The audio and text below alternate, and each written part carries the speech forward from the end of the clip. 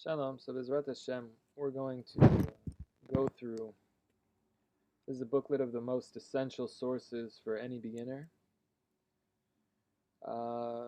compiled from all the words of the sages. But in this video, Bezrat Hashem, let's just start with the Aleph-Bet in their true forms with their explanations.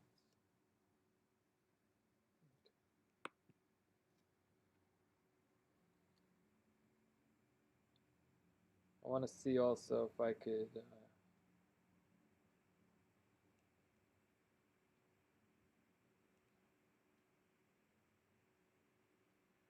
okay.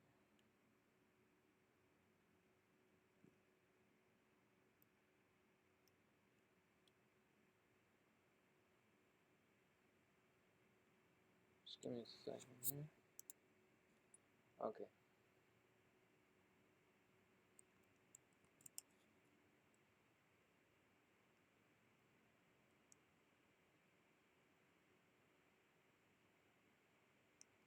Just gonna get out of this mode for a second.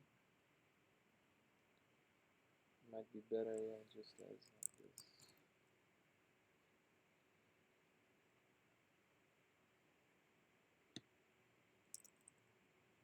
Okay. Let's change the width.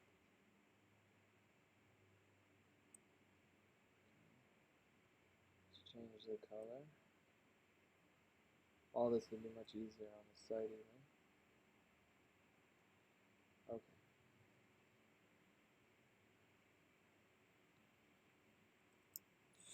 So the kids teach on the letter Aleph.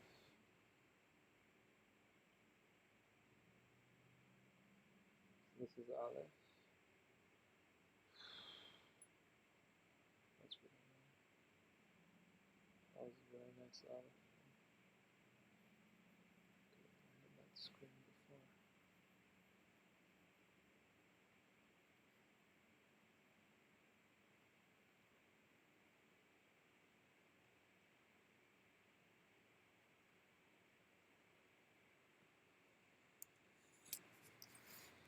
Don't worry, this is how it goes when you're doing Torah. There's all these technical difficulties. Why, I don't know.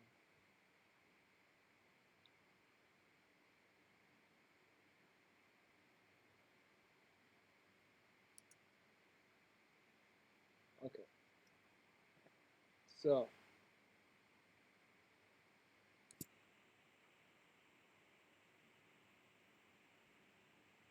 that is so annoying. Wow.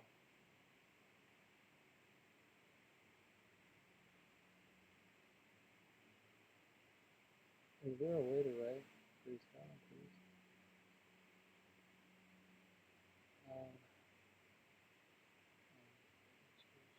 Okay, this is clearly not working.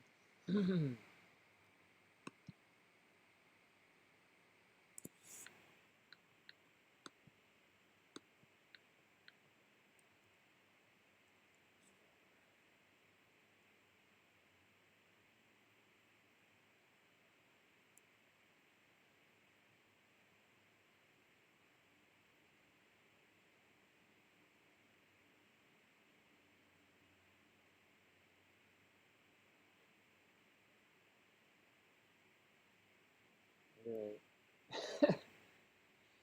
Okay, so Aleph.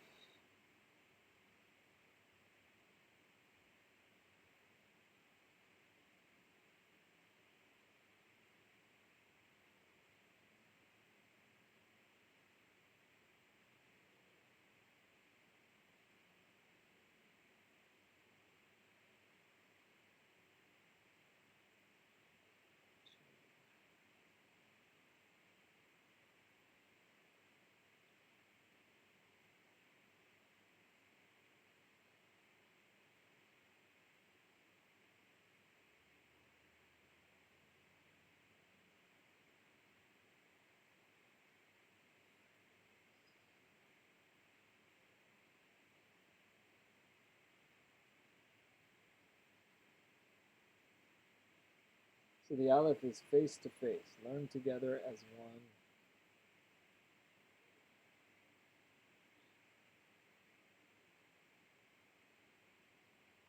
Learn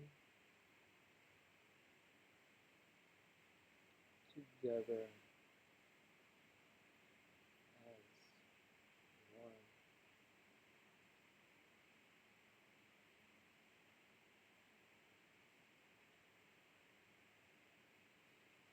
Face to face.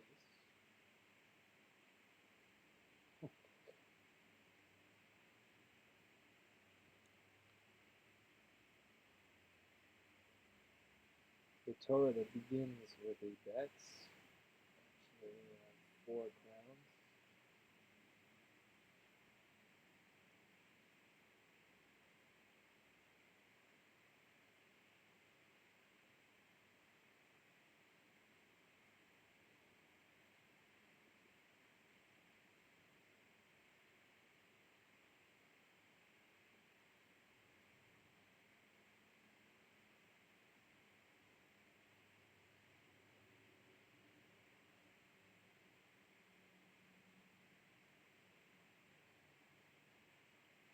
Alright, for right now, it's very rough.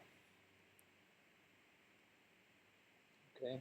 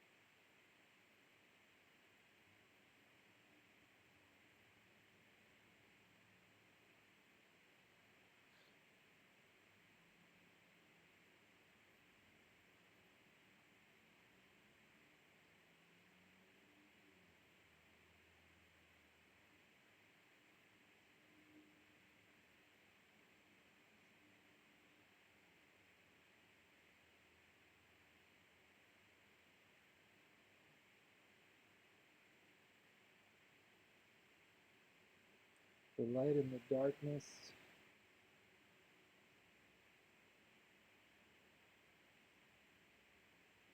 Confusion.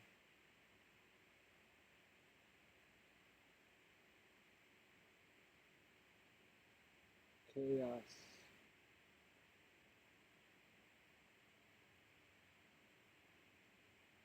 Of this world.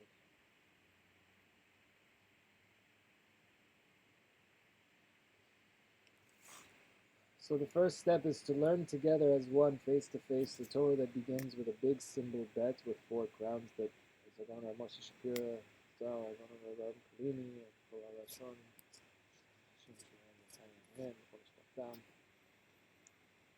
Moshe Shapira, Alav Shalom,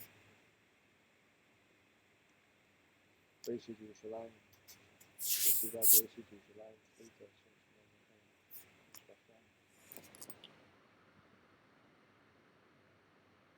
Again, how much credit needs to be given. I have to give credit for every discovery of the 4 crowns. I have to give credit to all that list every time. It's overwhelming.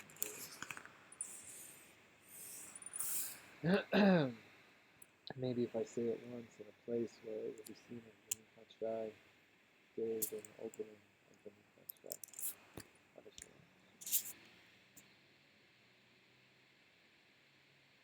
So the Aleph, the symbol of the Aleph, learn together as one, face to face, the Torah that begins with a base in the bet. So Aleph also if you're viewing it as the upper yud and the lower yud.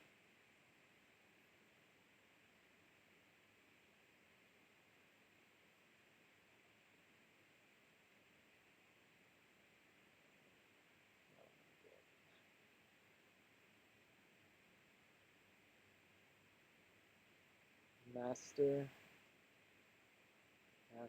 sage, brilliance, brilliant students. Okay. Oh my god. Okay. Clearly this is not a good UI. I mean, it actually looks nice, that kind of shadow it has. And I picked these colors, but whatever. Okay. So either a master teacher to a student, or two friends who learn together, o chavruta o metuta, either a friendship or death. That's how important it is to have good friends in the world. As the sages teach, my brother Shlita in the name of Masechet Ta'anit, and the Rav and the YU Svarta Gate Midrash in the back, I forgot. Again, how much credit needs to be given.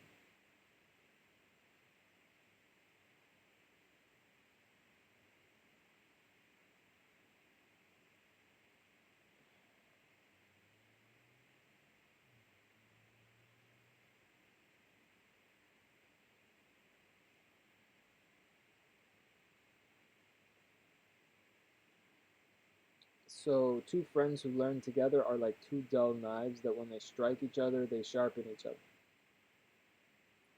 As the sages say in Masechet Ta'anit.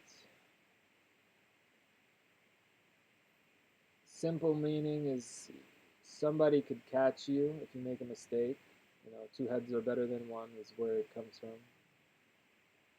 Someone can catch you if you make a mistake, or simply the Torah Shebaal Peh needs another person to read it back to you so that you can have a chance to hear the words and like focus all your mind on it, as opposed to focusing half your mind just reading the words out loud and then half your mind just trying to hear what you just said and understand it. That you need somebody else to read it to you, and you for to just be able to chill and receive it.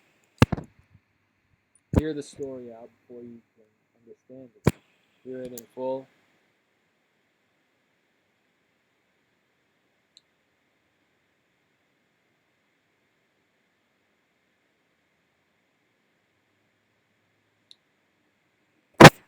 Right. So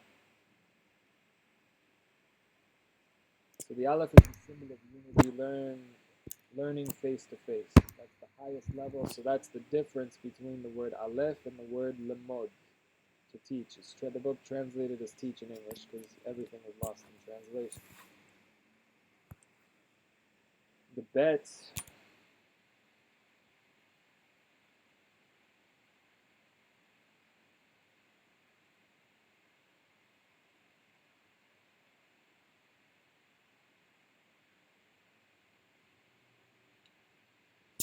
I just had an idea to try out.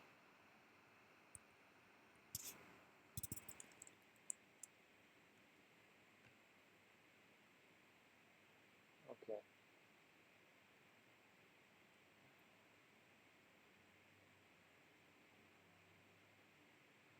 So again, while it's stuck, even if it's on opposite sides, the Aleph is also that everything in this world is always balanced in a way, that there's always two. So like, there's always two ways to go about things. There's always two sides. If there's two people, there's just two perspectives. There's nothing we can do. There are just different perspectives. Each person is a unique universe. And that's what the sages teach. Whoever saves one life, you saved an entire universe. There's nothing else like any other person. That doesn't make everyone not special. It makes everyone special. That's the whole point. That's why I never got that concept, like a special snowflake. Every snowflake is a unique thing. It's an amazing thing. That doesn't make it not special. It means everyone is completely unique from the moment of conception. There's nothing else like you. There really is nothing else like you. You're a new form, you're a new fusion, you're a new creation completely. But the goal is that you're a soul, you use a body. You want to preserve the body, but you can elevate it and transform it and own it and elevate it spiritually and really make it yours, kind of, if I understood correctly.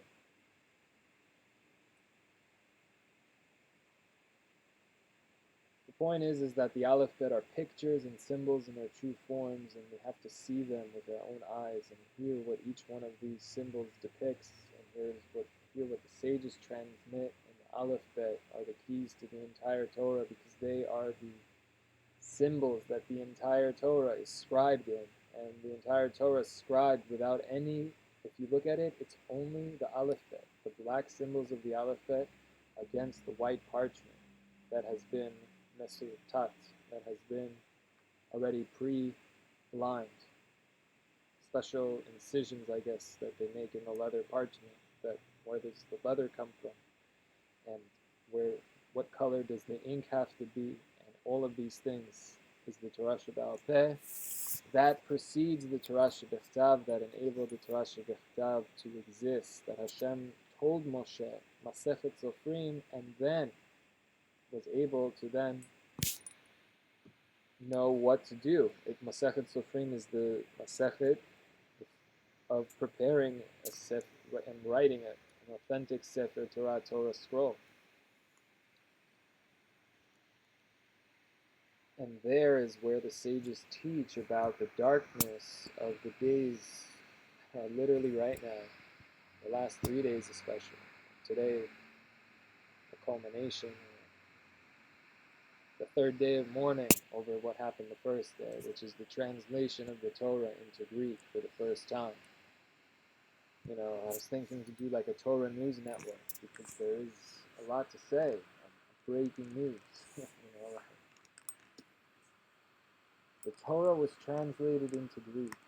We left these divine pictures and shapes and flow of information, connection between ideas, and the beauty of sounds of certain words and meanings, and the sources of all creation, the building blocks of the entire universe, that you could actually see the structures of the Aleph-Bet in creation, and hear the Aleph-Bet in creation, and hear all of these different sounds, and all of this is lost and confused and distorted in Greek, Chas v'shalom.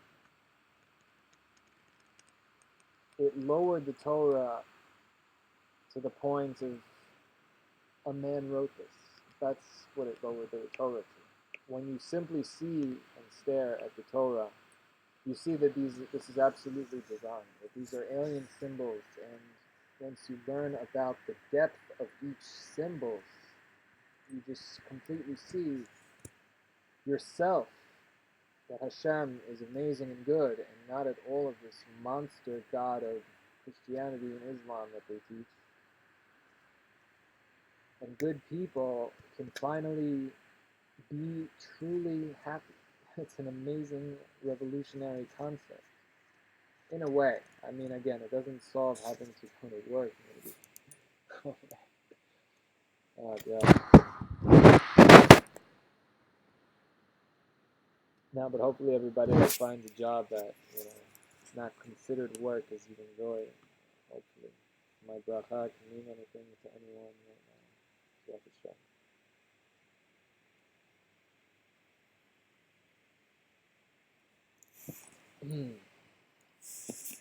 Okay, and so the highest level is face-to-face, and the mod is something that you can do by yourself.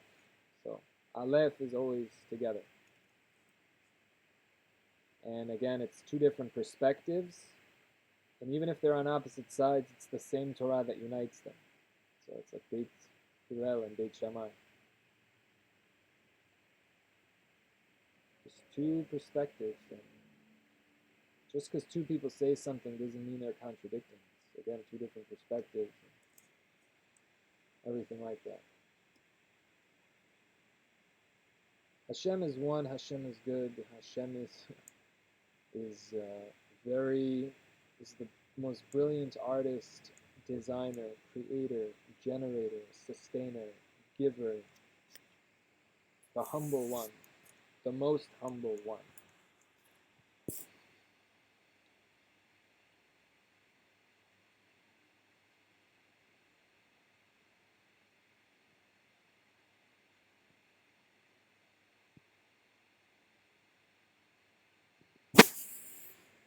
These are the words that are associated with God, the infinite, the infinite, not finite being, above the seven heavens. Where does this concept seventh heaven come from? You look in Talmud Bavli, Masechet Chagiga, on page 12, I think, 12 or 13. Could be wrong, but for sure, Masechet, Talmud Bavli, Masechet Chagiga, around that area. Reish Lakish says that there are seven heavens, and he lists the name of each of these seven heavens and what happens in each of these seven heavens. Transmitted from Moshe. People think that the sages are here sitting and making things up in a cave. That's how other religions started. Not at all how the Torah was given, received, transmitted, and evident to mankind.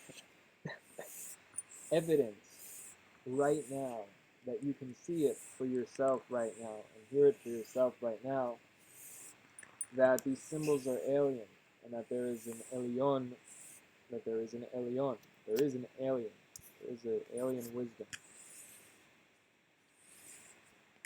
Al Yavan, above the physical. Above the Greeks, who thought they were the mightiest ever, that they conquered almost the entire world.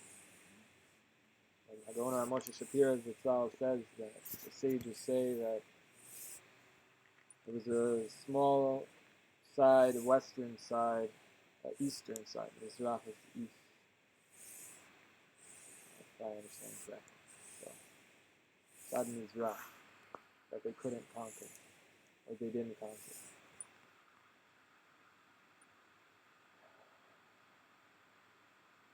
Am Yisrael is also not about any numbers, not about how big Am Yisrael is, not about how strong. That's the whole story of Hanukkah, to teach us. But it might seem like as a joke, but truthfully to understand, especially to understand what actually went down, especially to understand what actually went down. Surat Hashem coming this Hanukkah, we'll have it out, the full story of Hanukkah as Zechariah prophesied it. The whole Targum reveals the whole story of Hanukkah. Again, history is not written by the victor. It's just simply, again, if the whole world loses against Am Yisrael, so they're just not going to talk about a loss. But again, this is not, and Hanukkah, that's the whole point of Hanukkah, that we say that the miracle, we're celebrating the fact that it lasted 8 days. No mention of any world war that literally took place. That was the massivest. It was the biggest war.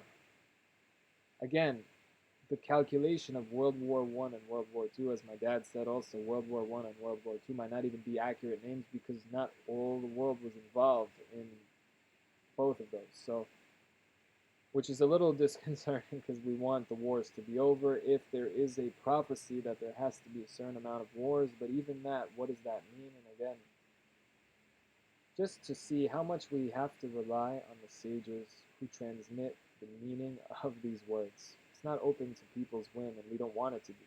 Everyone can just make up whatever they want when they read these things. No, these are words of prophecy, and there is a transmission as to what this means. And those who have studied day and, again, we're taught to say day and night. That's the incorrect order of the day. Those who are taught to study night and day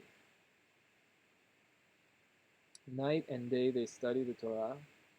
Those who are taught can actually receive the entire Torah, B'ezrat Hashem. Eventually, they will receive all of it.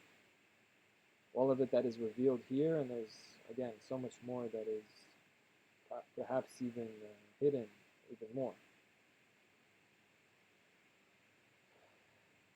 The Aleph-Bet also is like the video game example of when you begin to play the game, the hero gets all, you are the hero, and the hero acquires all of the tools that they need at the start of the game. So like the most famous one that I played when I was little, Pokemon, you get to pick your little Pokemon that's going to be with you, and together you will play throughout the game together. So the Aleph-Bet are the keys that we need here, or in like Zelda, so we played, uh, so Link would get his sword early on, and he would use that sword throughout the game, for example. So here, the Aleph-Bet are the keys, the weapons, the tools,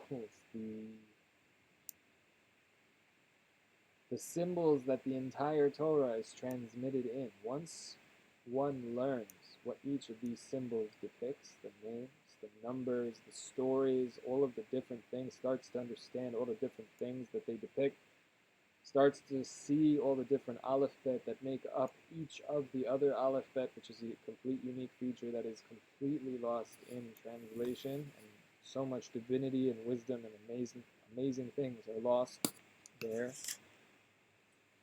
The fact that the Aleph is made up of a Yud above and a Yud below and above in the middle, which numerically would equal 26. The name of Hashem, the infinite. Hashem meaning the name that we don't even pronounce. We cannot pronounce it as written. And here you have people on YouTube and calling a whole organization trying to pronounce God's name. Again, just doing exactly what God said not to do, but they don't care. Or they do care, but they've been misguided. It's one of the two. In our current state, people should not be saying God's name. So what does it mean that everyone will be able to read in God's name at the end of time? Or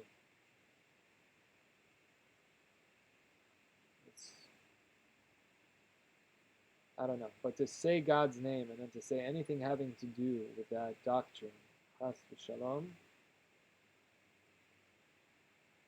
that is just a disgusting and just a stupid misunderstanding of any, it's just so confused. We're staring at very confused people. Very unfortunate. God forbid, again, not to go into that whole topic again here in this video. But again, what the Greeks accomplished by translating it into Greek, the Aleph-Bet make a person happy. And fill a person with wisdom and assurance. That's why. Ashurit, the word assurance comes from the word ashurit. That's what the word ashurit means. As Agaonar Moshe Shapiro explains, he actually said the English word happy does not mean happy, he said. It is elo happy. He didn't say, he said that this does not mean happy as it's translated everywhere in English, of course. Ashrei ha'ish means sure, to be sure. Sure and assurance. This is the English words are the correct definition, not what people think. And, whatever. Okay, so the Aleph-Bet fill a person with wisdom and happiness, as Zamir Cohen Shlita, Shim Shmir says, and so, in the name of the sages, of course. And so, the keys to prophecy are exactly being happy and being wise. That is exactly the two keys to prophecy. In order to become a prophet, to experience a true prophecy, you need to be truly happy, and you have to be wise. And that is exactly what the Aleph-Bet does. The Aleph-Bet makes us happy because no way in hell is the Christian story real and true. The fact that God is this angry God and damns innocent people to hell, but it's okay because he killed his own son. Chas v'shalom, and of course, chas v'shalom. Good people are threatened. Their lives, why are billions of people have been and everything? Because their lives were literally threatened. And their lives are threatened today with words, but maybe even people in families, their lives are threatened by their families and communities even. It just came to me now. I never thought about it like that also. People wanting to leave these ideas, but they're just simply trapped in that life because you don't want to be different. It's a breakthrough kind of thing. Literally breakthrough.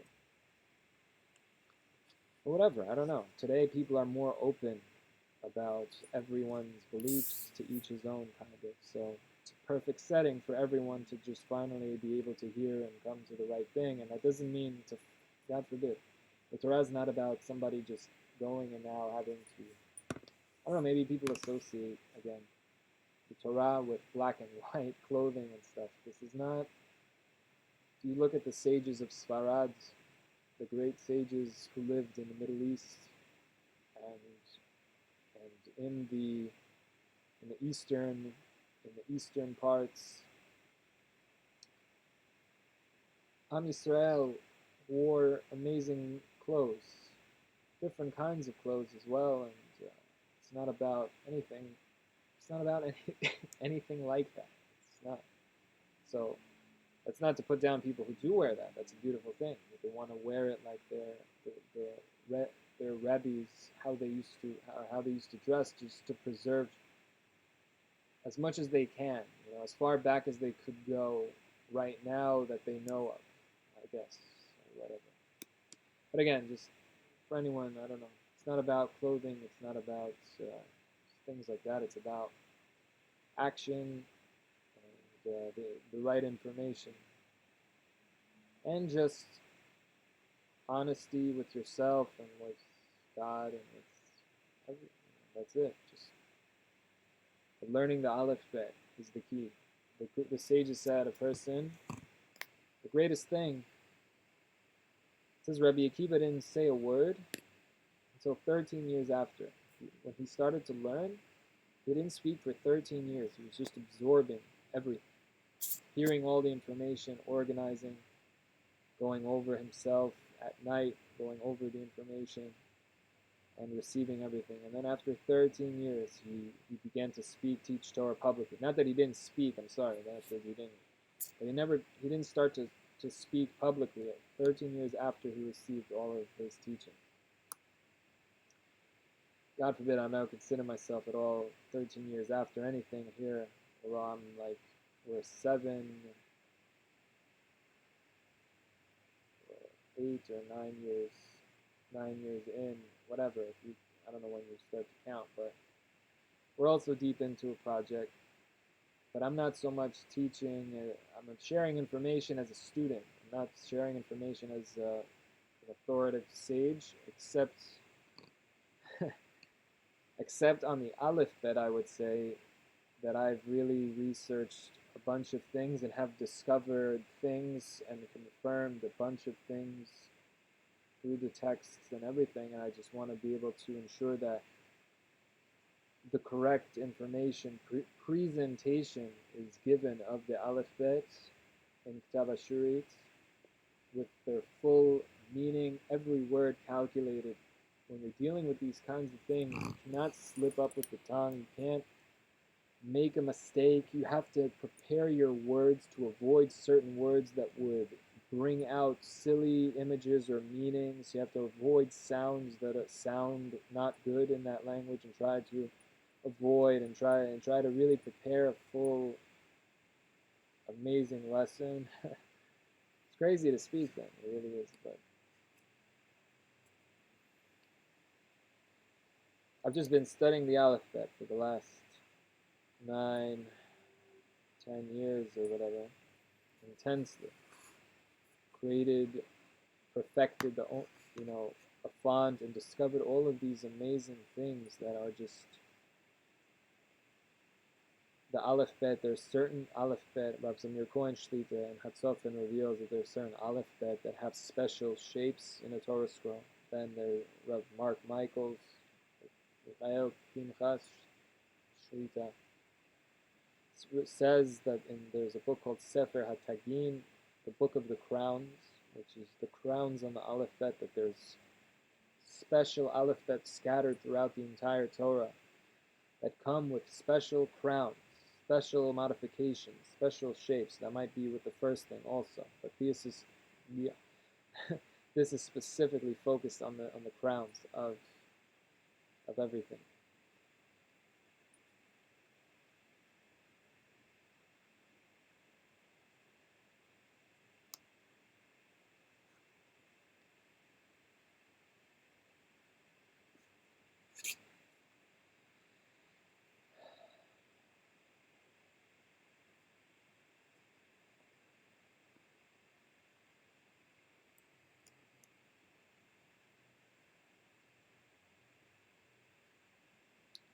The yud is also seen as the head of a person. So 2 yuds is like 2 heads, and they're sitting and they're learning. Again, 2 knives that strike each other, they sharpen each other. But okay, right. So that's Aleph, and Bet is the fact that the Torah begins with a big symbol Bet.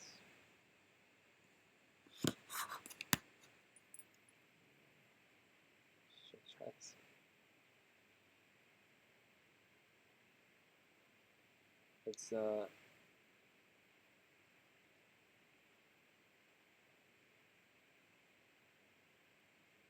nope. Should I try it? Okay, so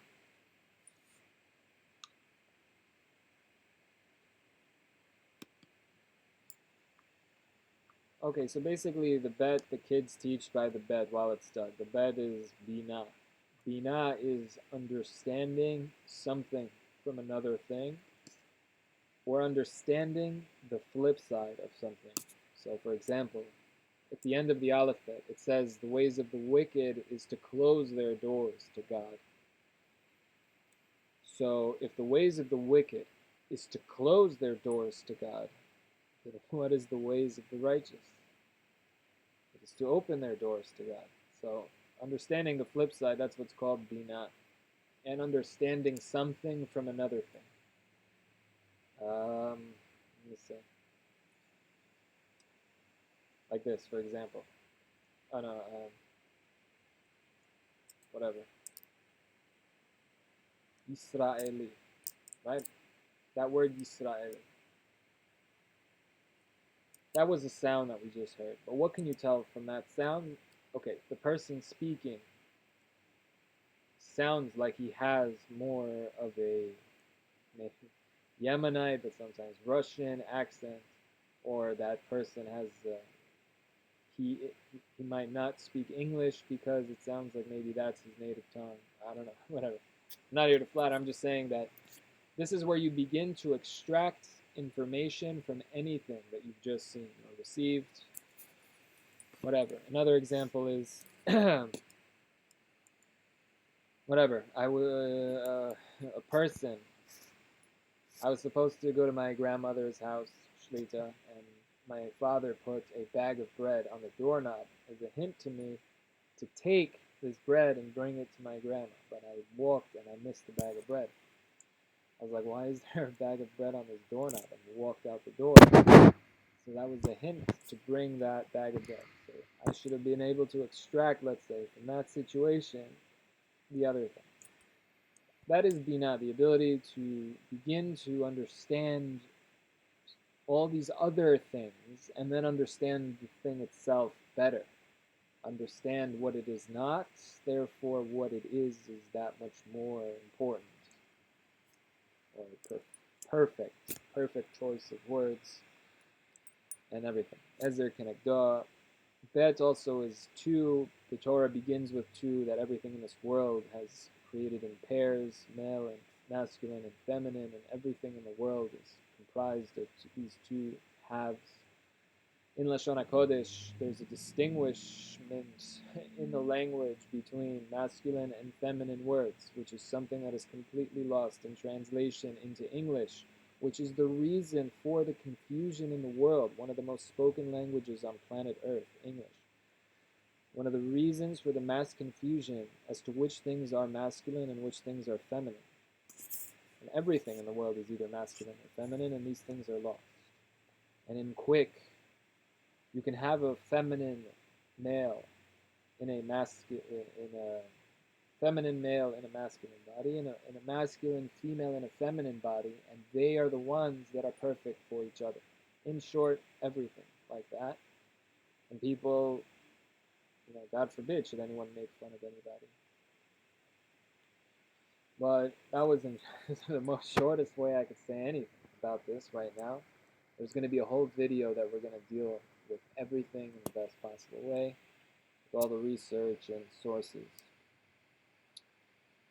It's a very good video, like good ending for everyone watching. So ending meaning like the video ends. It's a good,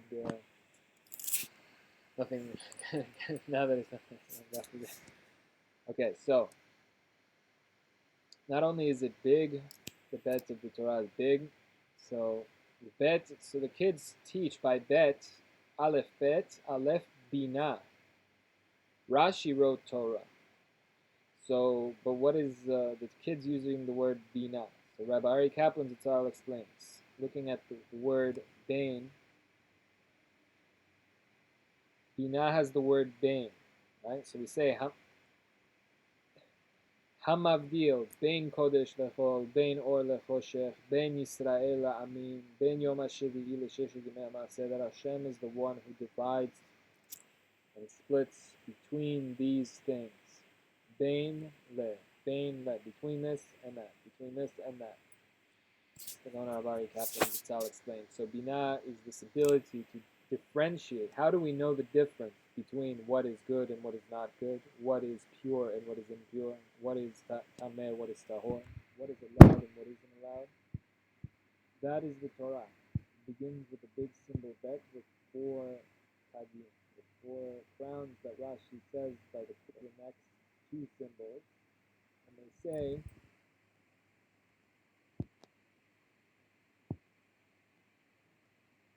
Gimel, okay, Dalet, again the source of the Greek Gamla and Delta, Gimel Dalet, there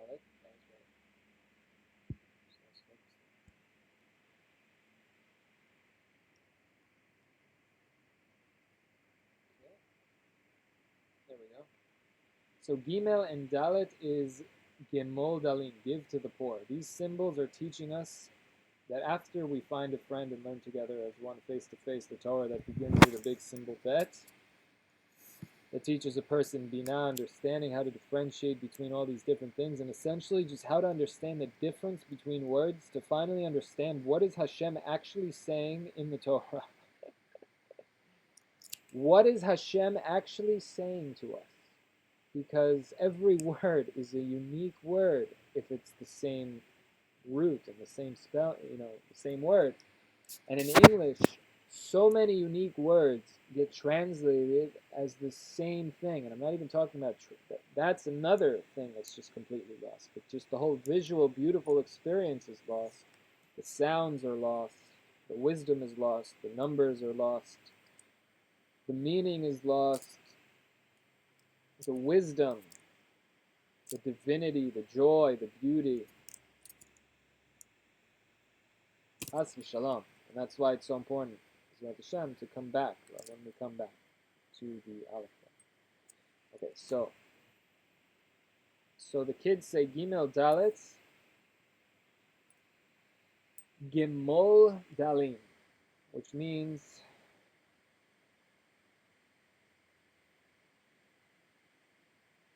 give or tell, Dalim.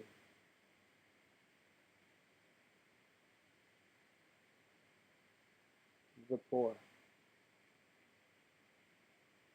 So give or tell to the poor, because giving is not just money. Dal is someone who's poor. If it's money, but it could also be with wisdom. Someone who doesn't know something. Gemol Dalim, tell them. Tell them is to reveal something they would otherwise not know. Gemol. That's why the word Haggadah, that's the definition of the word Haggadah. As Hashem said to Adam, Mi higid lecha, who revealed to you, who Gimel Dalet, who gave. The Gimel looks like he's literally, not looks like, the Gimel is putting his hands out. Oh, sorry. The Gimel is putting his hands out, as Avi pointed out the other day also. Just stick with this image right now, that because your hands, hey and hey, is 5 and 5, which is 10. And so this is literally an upside down yud. One of the unique features of the Gimel is that it's made up of other alphabet. So the upside down yud, this is yad, these are your hands. Like, give me your hands. So the Gimel is literally extending a helping hand. That's the concept, that phrase, helping hand. The Gimel is the guy who's the guy who's extending a helping hand to the Dal, to the poor person. Or some say that it looks like 2 feet shuffling. It itself might look like a giant boot, for example, but viewing it that now that it's made up of the symbol Zion, which is like the body of a person, who even has a crown. And here, he's extending a yad, a helping hand to the Dal, to the poor person. So the kids ask, what is the reason that the leg of that this part of the Gimel is sort of extending to the Dalet? Because this is the way of the giver to always want to run and help the poor. So here the Gimel is literally like with a foot forward running to the poor, are then literally extending a helping hand, a yad, to the Dal, to the poor person. The rich person runs to the Delet, to the door. Dalet is literally Delet, which means the door.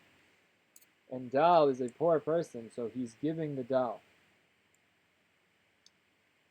And that's maybe the source in Russian. Dal means to give. Again, sources of words and everything, it's from everything in its right time and place. So it could be too overwhelming. But the Gimel to the Dalits, maybe again, Hashem who gave the Torah to Am Yisrael, is the Dal is the poor person now has a Tav. It just came to me. But again, these things can come to you by the millions and thousands, each person, and write them down. It's so important. Then we could share all of our findings and discoveries.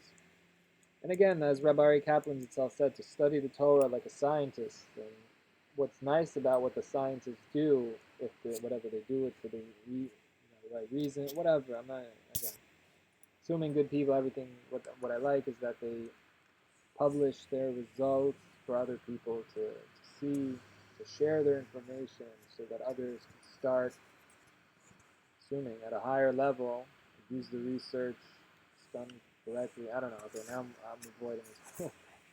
Coming back to this is that's a shame.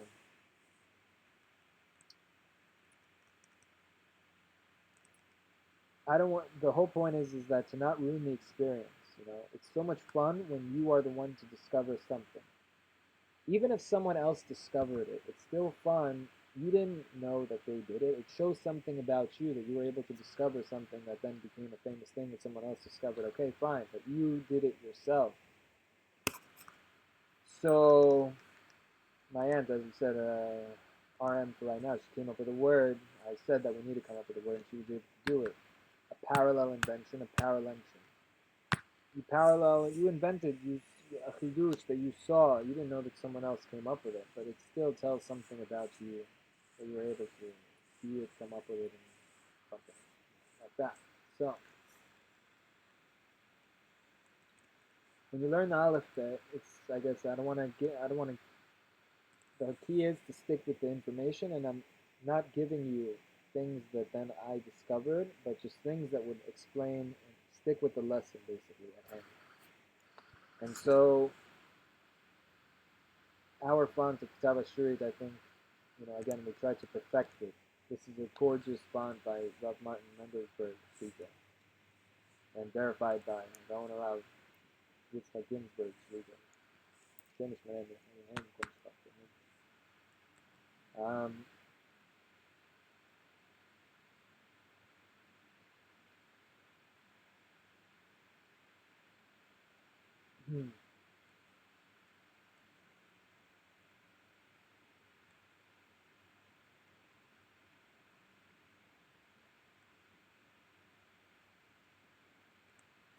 Okay, so the kids say, "My ta'am, ma ta'am." Ta'am is a taste. Ta'im, taste. Like, what's a taste? I still can't. I do not know how to translate that. Closest thing I have is what is a reason? But Rav Moshe Shapiro himself said it's not a reason, so I have no words in English for what this is. What is a taste into why the part of the Gmail is pointing to the Dalet? Because this is the way of the giver to run after the poor. Okay? What is the reason? What is the reason then that the dalit is extending to the gimel? Because this is the way of the poor person to make himself known to the giver. Because it's up to the poor person to make himself known to the giver.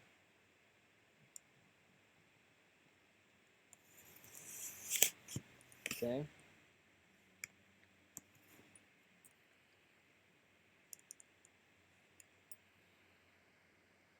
So meaning if a person is lacking information, money, whatever it is, it's up to them to make themselves known to the giver so that the giver could reach them. Because if they're hiding away somewhere, their help could never get there. Then the kids say, Dilimta lenafshe, right, to make known to the giver of himself so that the giver can help. So what is the reason that the face of the Dalit turns away from the Gina? So on one hand, the Dalit is extending and presenting itself to the Gina. On the other hand, Dalit is turning its face away from the Gina.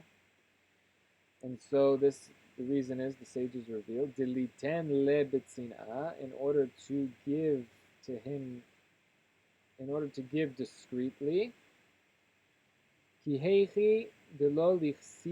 order to not cause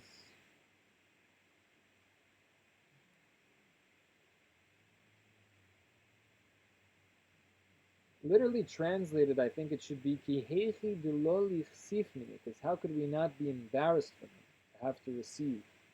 So that's why the gimel we turn away because it's embarrassing to have to receive, I guess. Has v'shalom, we should never be in that situation. We should be able to somehow make a living in a way that is somehow enjoyable. I don't know if these are dreams that are just completely fake. It's just find a job and work, or find a job that you enjoy. I don't know if it's fake or not, but I hope that it's not. So I don't know. Gimel Dalit, so is give to the poor. So Aleph Bet, we did. Gimel Dalit, we just did. The highest level of tzedakah is when the giver does not know who he's giving to, and the receiver has no idea who they're getting from. It is a completely anonymous exchange through a third party, of course, is the only way that it's done, through putting it in a box, and then that box gets emptied and then distributed by someone else. No one has any idea who it's being distributed. That's, or whatever. Gmail is 3, and Rav Zamir Cohen Shlita says, that's what it has to do with Gmail. Okay? Then Hein Vav, the kids say Hein Vav, Zeh Shmo Shel HaKadosh Baruch Hu. This is the name of HaKadosh Baruch Hu, the one who is Kadosh, unique, set apart, elevated, nothing else like Hashem. But at the same time, Hashem is completely removed and above and beyond all of creation and imagination and thought. But at the same time, Baruch Hu, at the same time, Hashem fills and generates the entire universe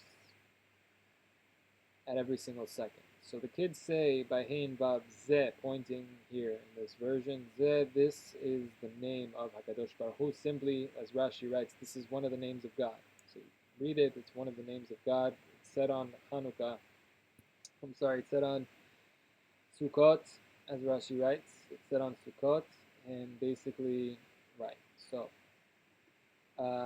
the kids say that the Hey and Vav Zeh Shmo Shel HaKadosh. This is the name of the one who is Kadosh, as we said, unique, set apart, elevated, nothing else like it. But at the same time, Baruch Hu, the source of everything, and this is the entire Torah.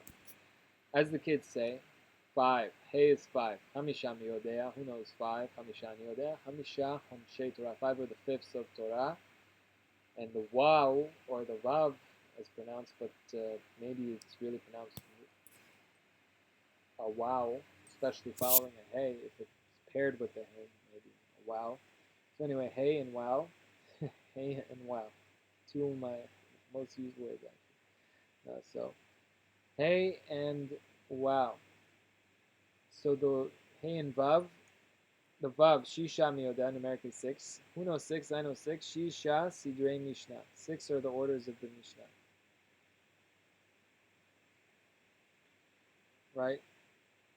And so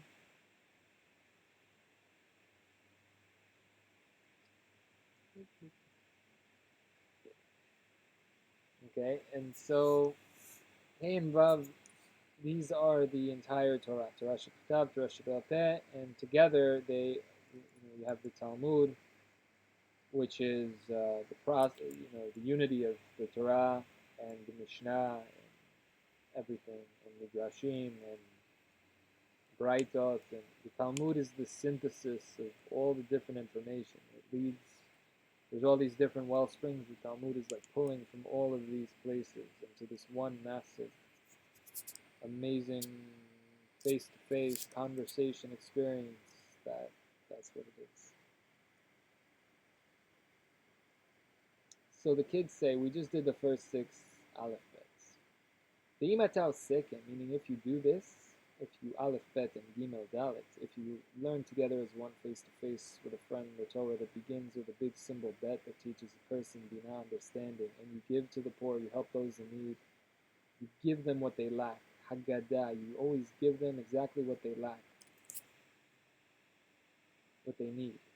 Listening to the student and knowing their question and hearing and giving them exactly what they need, and nothing more, nothing less, and always exactly what they need.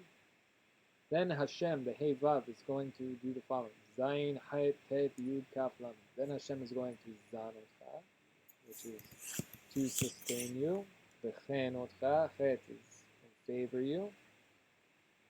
Tet umetiv lecha, venoten lecha yerusha. These should all be on one.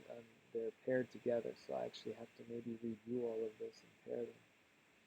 Kaf, the kosher lecha keter, lamed leolam haba, for the world to come. So if you do this, Hashem is going to sustain you and favor you and be good for you and give you inheritance and tie for you a crown for the world to come.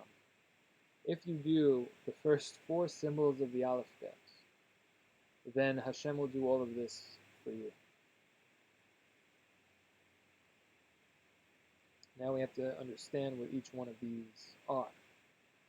And I need to take a break, but if you are watching and you do want to, please send me an email, AhavaEchad @gmail.com, because I don't know if I'll check this live stream. I don't even know if anybody literally is watching it to know that people are at work or on the other side of the world. All right, Kol Tuv, and let me know